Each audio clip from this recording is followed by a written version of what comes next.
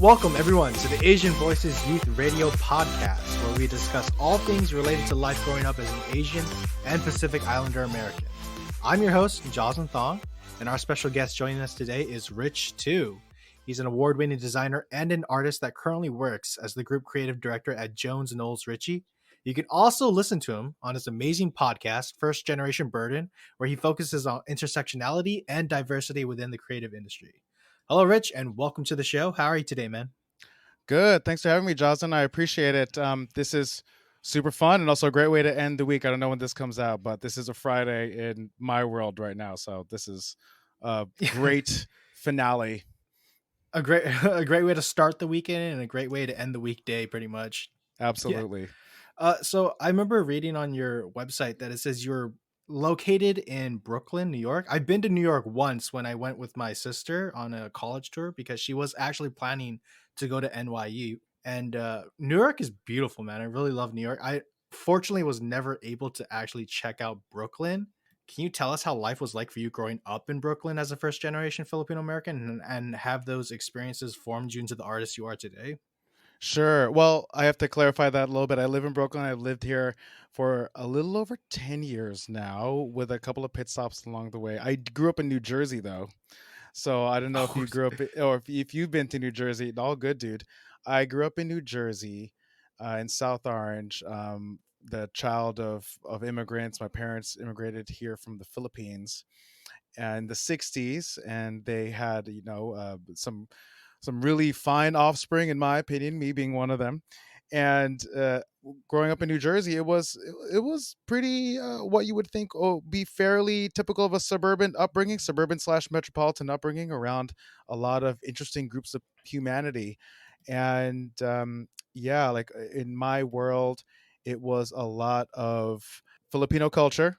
I did not go to school that had a focus on that in any way. I went to a private school, or really a Catholic school in East Orange, New Jersey. I kind of want to set the space here. So in East Orange, New Jersey, it wasn't. I didn't have any friends that were Asian. Really, didn't have any friends that were actually white. Even it was primarily an African American school, African American neighborhood, and I have a Filipino family, and I grew up in a suburb that was completely different from any of those circumstances. It was kind of an interesting mix of influences, diversity, as well as a lot of different energy from a lot of different spaces. So, and I loved every second of it. Now I live here in Brooklyn, and it's really great to be around what I think is a great swath of humanity. Oh, all right. Actually, that does bring up a point.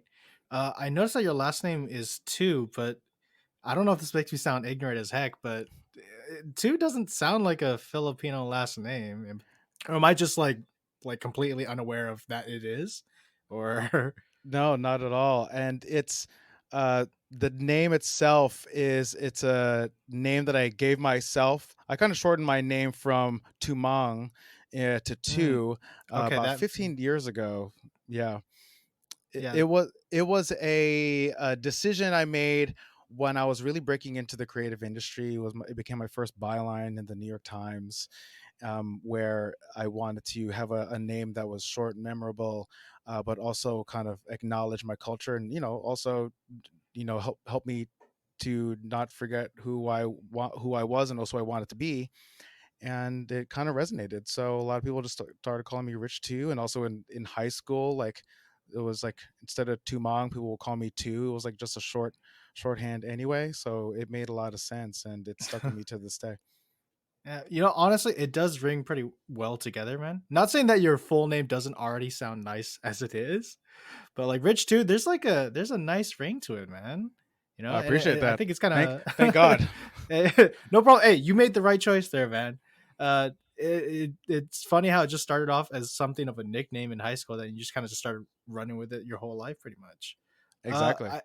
I do apologize earlier. I guess I did make the mistake of thinking that you grew up in Brooklyn, but can I at least ask like why you chose Brooklyn as your place to be for an artist?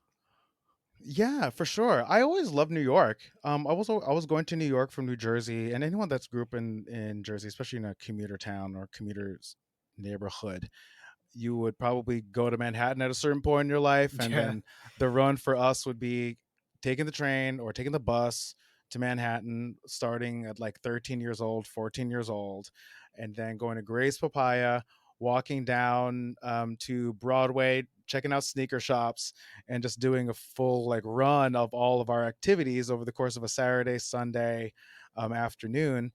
And I just love the energy. It felt like very much a hub to be. And then I wanted to pursue my creative career and go to get my master's degree at School of Visual Arts. So that meant that I had to go to Manhattan to actually seek education. And then Brooklyn was a logical extension from there, just from a community perspective and also from like an artistic, oeuvre. Oh, that's true. Your statement just blew my mind because I realized that a lot of people close to New York just it's a simple train ride up to New York. Like, how long is that ride? It's like what 2 3 hours or something, or am I just wildly misjudging that? Oh yeah, wildly misjudging it. from from South Orange to Penn Station in New York, Manhattan by 33rd and 7th, that is about 35 minutes on a good day, door to door. 35 minutes? Yeah, Oh, 35 minutes. It's actually I thought. harder from Brooklyn to New Jersey. That Oh my takes god. a while. Wow, I was really grossly exaggerating. It takes like because I don't live in LA, but I live pretty close to LA. It takes me that same amount of time where I live just to get to LA, and that's within the same state. But you're crossing state lines into another state. Yeah. That just still blows my mind. Bridge Sorry, and I don't mean tunnel. to. Bridge and tunnel. I don't. I just just that whole East Coast area is just like a mind wonder to me. Um, before I get too distracted, I do want to ask, as an artist and a designer, I've noticed that you've collaborated with a number of popular brands such as Nike, Adidas, Coca-Cola, and I'm even that Broadway hit Hamilton. Like, wow, first of all. Uh, but between all of them, which project did you get to work on that you felt challenged by the most creatively? Ooh, let's see. I would say challenge is a hard one to answer, but what resonated the most in terms of what I got out of it, probably Nike, because Nike, I worked at Nike. So I was living in Portland, Oregon, but working in Beaverton on Nike campus, and it changed my entire approach towards towards design, creativity, just seeing the way that an elite product creation team does their thing that they're really good at, but also being embedded within it as a graphic designer within footwear. It blew my mind. I was there for 2 years. You get to see like the type of track that they operate on. You get to see innovation. You get to see like like product briefed 2 years in advance. You also get to see quick strikes and that type of output across a breadth of product for so many different audiences. And that really gave me a new point of view on what it takes to do things at a certain level. I would say the Hamilton one was like just that was kind of one of those things it was for me. It felt like it was very geared towards like my loves and also my passion points, and also a lot of the things that like I care about from a social justice space and Mm. entertainment. And yeah, that's will always be like a really fun one for me. Yeah, I was really surprised with the Hamilton one because I understand like Nike and Adidas, creating like artistic designs maybe, but for Hamilton, what it I hate to keep staying on that point, but I love Hamilton the musical. I have to ask, like, what artistic thing did you actually specifically do with Hamilton? Like, did you help design the poster or something? Or Oh yeah, no, it's a good question. Hamilton well, I guess in his first 2 years of life, and I've worked in Broadway too. Like I spent some time doing art direction at a Broadway specific agency called AKA. Oh That's my done a lot of god. like really cool stuff, like in the theater space specifically. So years later, Smash Cut 2, a few years later, one of my really good friends, Anthony Sherry, who at the time was the design director at Momentum, an ad agency that does a lot of experiential work, they were partnering with American Express and Hamilton on an activation. This is such businessy language here, but they were working on an activation right across the theater, the Richard Rogers Theater here in New York, but in Broadway. So across from that is a place called Paramount Theater. That's now called Sony Hall, just an event space. They do shows there and stuff. So they were going to do like a huge event with American Express with Hamilton, and they wanted to take the Hamilton lyrics and then have them adorn and dress the entire interior of the space for all these creators, also Broadway stars essentially, and people, and also consumers, again language, like Yeah. like advertising Yeah. language. Business So business lingo. bizling. Bizling. And yeah, and I got to use my typographic style, essentially, my handwriting, my personal lettering, and create and add visuals to all the amazing lyrics from the show Hamilton. To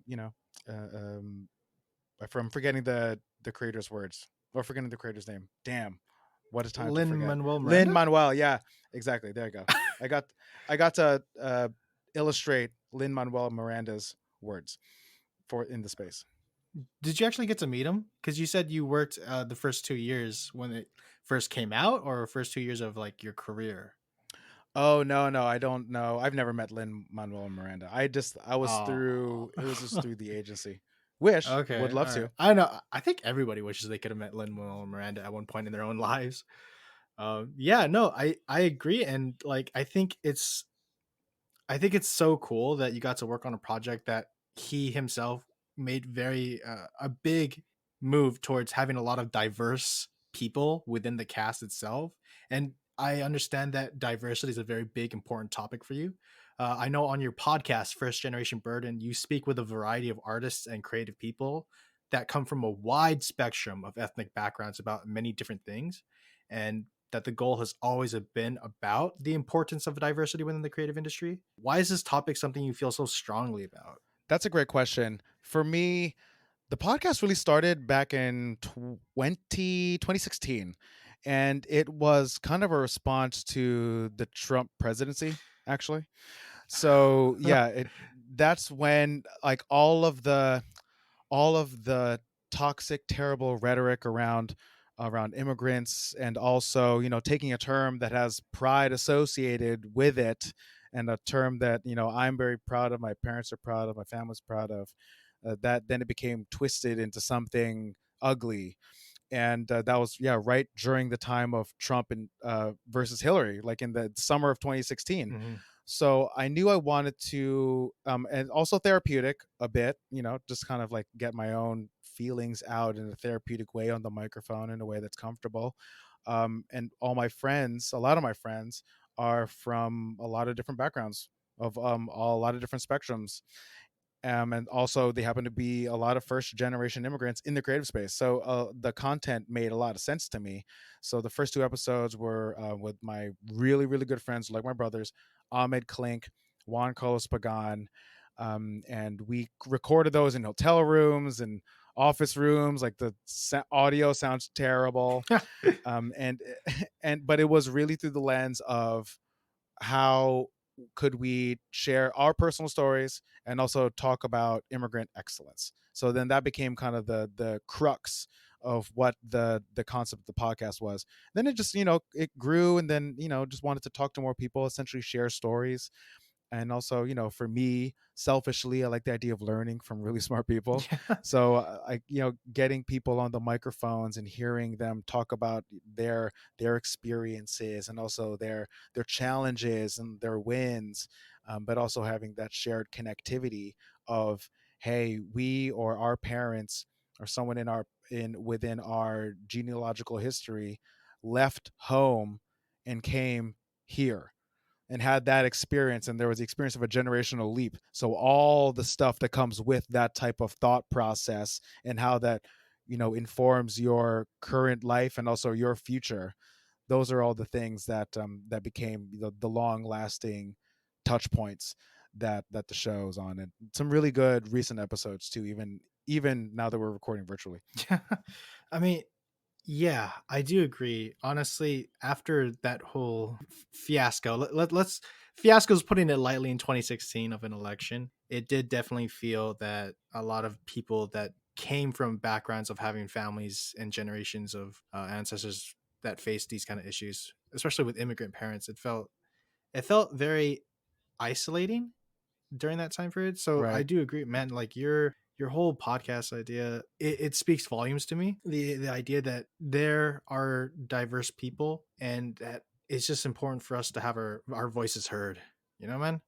Right. I is and especially in the creative industry specifically too, man. I mean, there's not a lot of Yeah. us or not a lot of us being broadcasted to the world, you know? Yeah, I think so. I think there's I have two thoughts. I Yeah. think one, there's not it's not enough, right? So I think it's a a part of us to show up with the desire to show up, right? Yeah. Also, I think it's about change in the industry, and like, having that constant internal struggle for representation.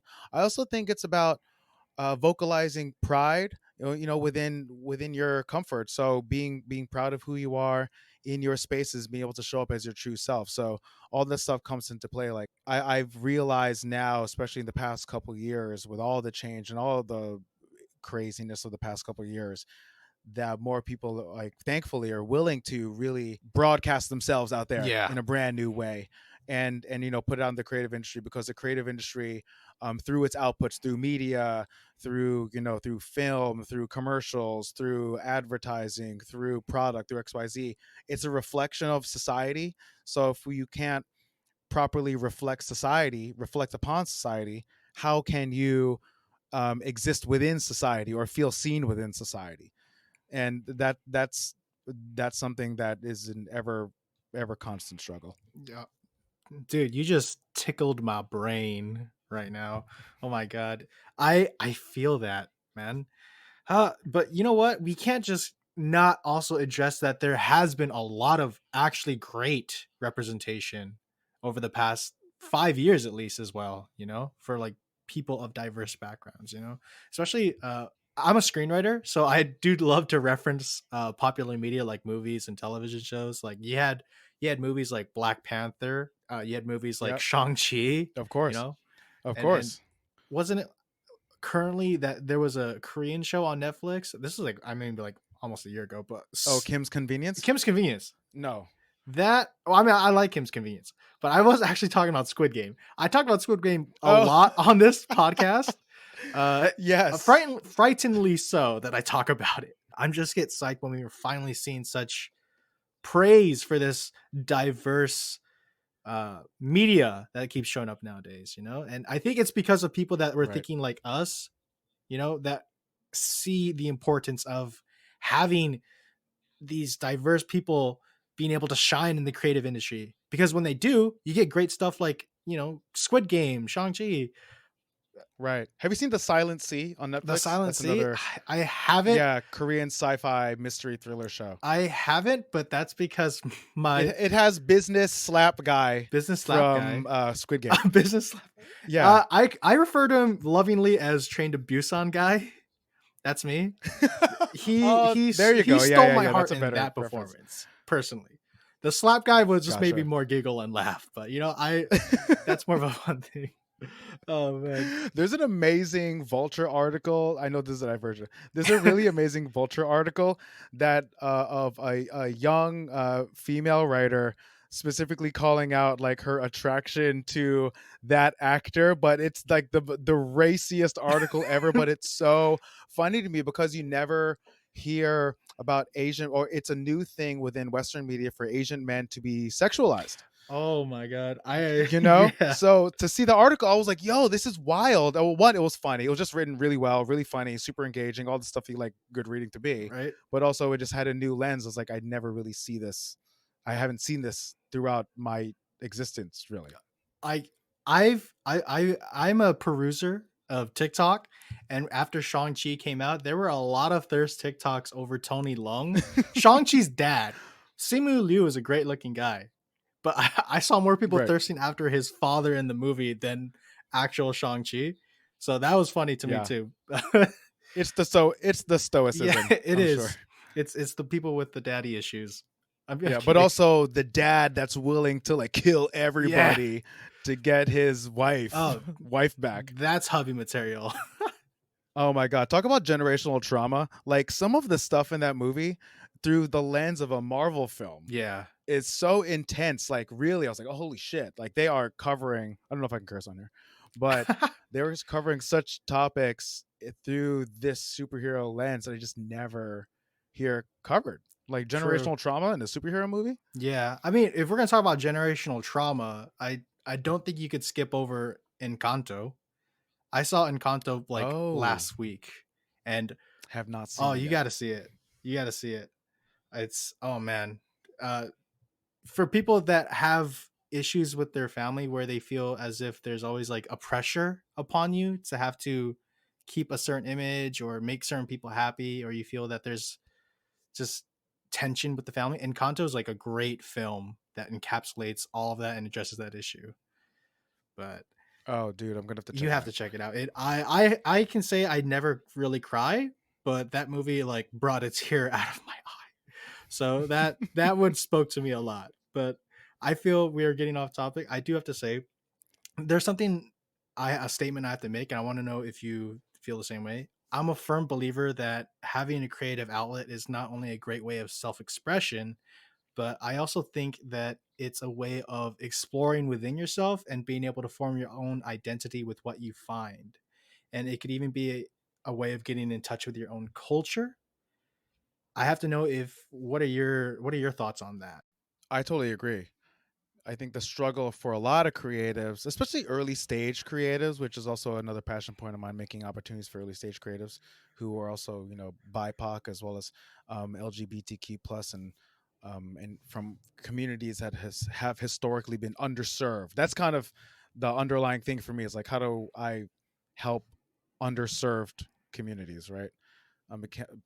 It's become a bit of a life ethos.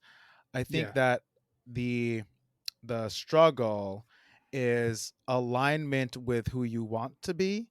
And I think as a creative, your creative is the output, so your creative is directly aligned with your identity. So when those things are misaligned, you just don't you feel that something, it has to evolve, change, shift. You just know that it's not quite there. So yeah, and also I truly believe that you don't really know a creative until you hear them talk about the work and represent the work, because that involves like everything about you as a person, as a human being, all your influences, regardless of whether this is informed by data or this or that and the third. All those things are informed by you because you bring that special sauce. So yeah, like I absolutely believe that creativity at its best is a representation of the individual or the individuals that are behind it. Yeah. Can I share a story with you Please, I would about love it. why I believe this? All right, thank you for listening to me.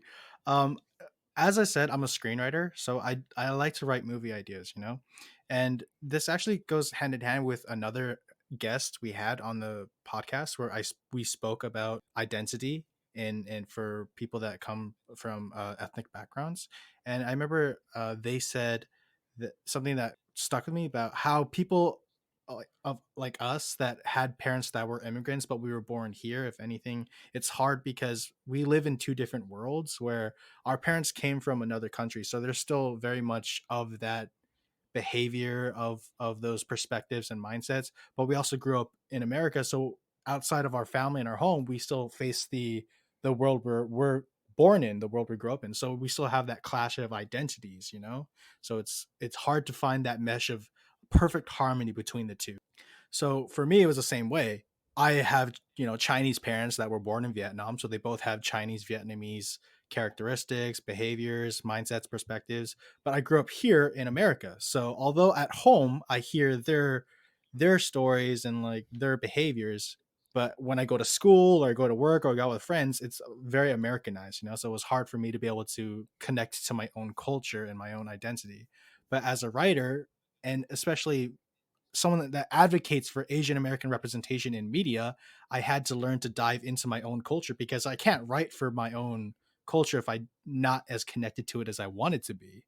So I wanted to write currently a movie about a Vietnamese American character with Chinese parents. Or sorry, the other way around. I don't know why I said that. A Chinese character with parents that were born from Vietnam, just like me. Yep. And I had to ask them questions. I was like, oh, this is an interesting twist. Like, I like that you're throwing a challenge in front of Yeah. yourself. It's so close to who you are. Very, very so. So yeah, as I was writing this script for this movie I wanted to write, I had to, you know, look up more about my culture, and I had to ask my parents more about my culture itself so I could make sure that this film sticks true to it. And Yeah. through my creative art, I was able to get more closer and develop that harmonized balance, you know, between where I grew up and who my identity is because of my family and my culture. Yeah. So thank you That's for listening great. to my story. No, honestly, it resonates with me because I feel like so many first-gen immigrants have that experience. It's like, how do you connect to your history genealogically and historically, as well as, like, you know, genetically, culturally, but, you know, thread the needle of what the future holds. It's a tough balance, and I think a lot of us are learning how to, you know, turn back in order to reach back in order to go forward.